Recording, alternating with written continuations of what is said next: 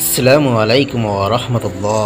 সম্মানিত দিনী ভাই বোনেরা, আজ সূরা ইয়াসিন এর ৭৭ নম্বর আয়াত থেকে ৮৩ নম্বর আয়াতের তর্জমা হবে ইনশাআল্লাহ। ৭৭ নম্বর আয়াতে বলা হয়েছে, মানুষ কি দেখে না যে আমি তাকে সৃষ্টি করেছি শুক্র বিন্দু হতে, অতঃপর সে হয়ে গেল সুস্পষ্ট ঝগড়াটে। ৭৮ নম্বর আয়াতে বলা হয়েছে, সে আমার সৃষ্টির সাথে আমাকে তুলনা করে, অথচ সে তার নিজের সৃষ্টি ব্যাপারটা ভুলে যায় যে তাকে আমিই সৃষ্টি করেছি। সে বলে, হাড়গুলোকে কে জীবন্ত করবে যখন তা পচে গলে যাবে? বলো, তাকে তিনিই জীবন্ত করবেন, তাকে তিনি জীবন্ত করবেন যিনি এগুলোকে প্রথমবার সৃষ্টি করেছেন, আর তিনি প্রত্যেকটি সৃষ্টি সম্পর্কে সবচেয়ে বেশি অবগত।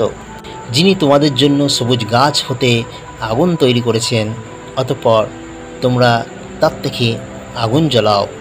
যিনি আসমান জমিন সৃষ্টি করেছেন, তিনি কি সেই লোকদের অনুরূপ আবার সৃষ্টি করতে সক্ষম নন? হ্যাঁ, অবশ্যই তিনি মহান স্রষ্টা, সর্বজ্ঞ।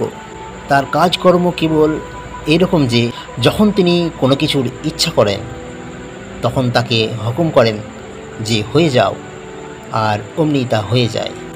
কাজেই পবিত্র ও মহান তিনি, যার হাতে সব কিছুর সর্বময় কর্তৃত্ব, আর তার কাছেই তোমাদের সকলকে ফিরিয়ে আনা হবে।